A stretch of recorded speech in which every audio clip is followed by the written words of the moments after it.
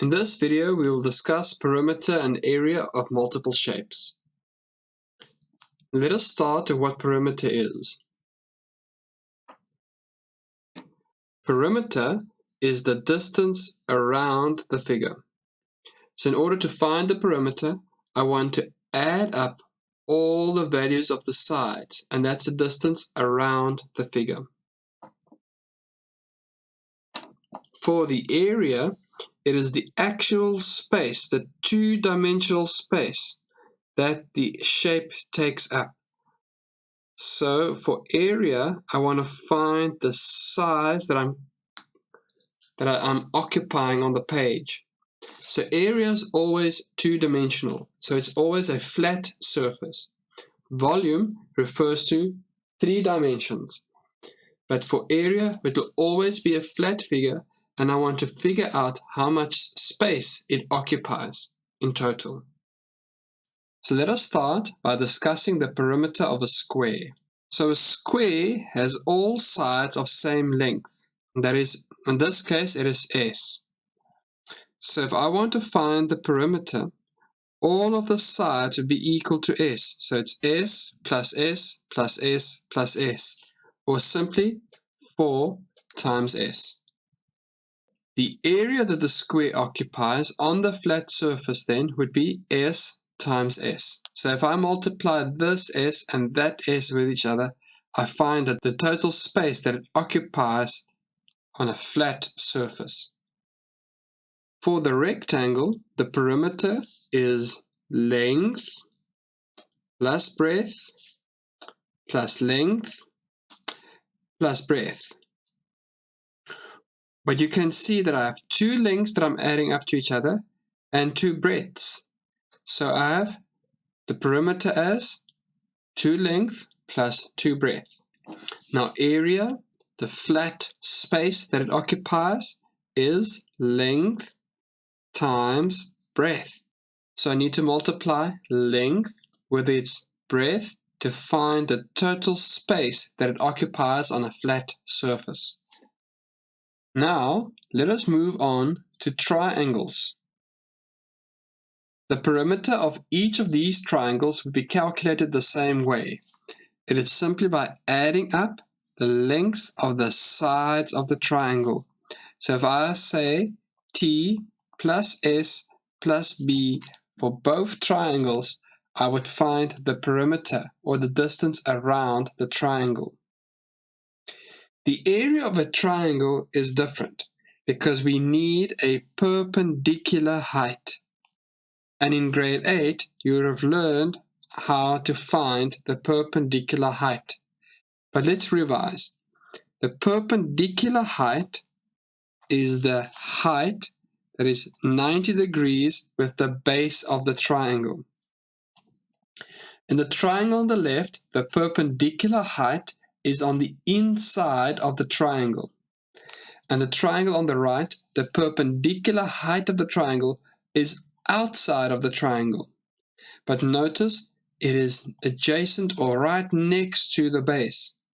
So if I extend the line of the base and I draw a perpendicular line directly opposite the top point of the triangle, this line would represent the perpendicular height of the triangle. And the area for both triangles can be found in the same way.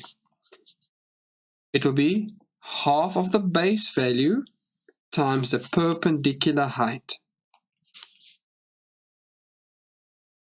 Now, let us move on to a circle. A circle has the words diameter and radius, and also circumference. So radius in a circle is the distance from the center to the side of the circle. The diameter is the distance right through the middle of the circle. And for the most part, we will only work with the radius. If you want to find the radius and you're only given the diameter, you take the length given as the diameter and simply divide it by 2. Another important fact is the perimeter around the circle is not called the perimeter. It is called the circumference. So the circumference is the distance around the circle. And what's important about circles is we use the value pi. Pi is a constant ratio that says how many times the diameter can fit around a circle.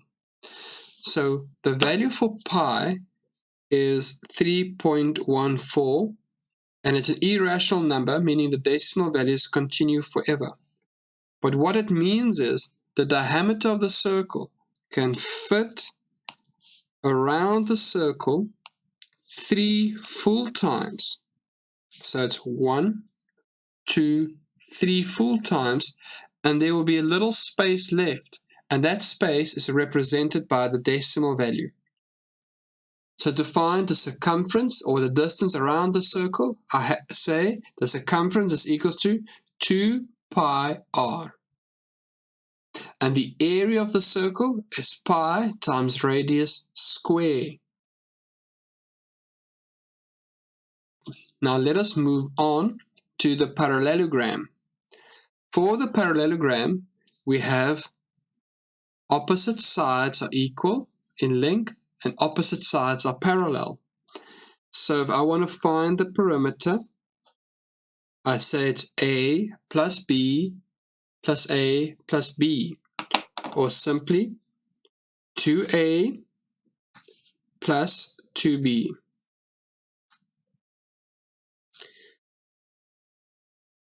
Now the parallelogram also needs a perpendicular height, so the height from one side to the other side of a triangle. Once I have a perpendicular height, I can find the area of a parallelogram. And this would be new for most of you in grade 9. So the area would be the base times the height. So for a triangle, it's half base times height. But for a parallelogram, it's simply base times height. And let me show you where that comes from. If I were to draw in a diagonal line from one corner of a parallelogram to the other corner of the parallelogram, I would see that it forms two triangles. And if I ignore that one triangle, its area would be half base times perpendicular height. But now I have two triangles of exactly the same size. So half base times height plus a half base times height gives us base times height. The parallelogram can also be represented in a slightly different way. So I have the parallelogram A, B, C, D. And the perimeter would be AB plus BC plus CD plus DA. That's the distance around the parallelogram. But now the area would be half times the product of diagonals. So if I take AC times BD and I multiply that by a half, I'll find the area of the parallelogram. Our last two figures would be the trapezium and the kite. So perimeter is easy. You just need to have the distances around the trapezium and you add them together.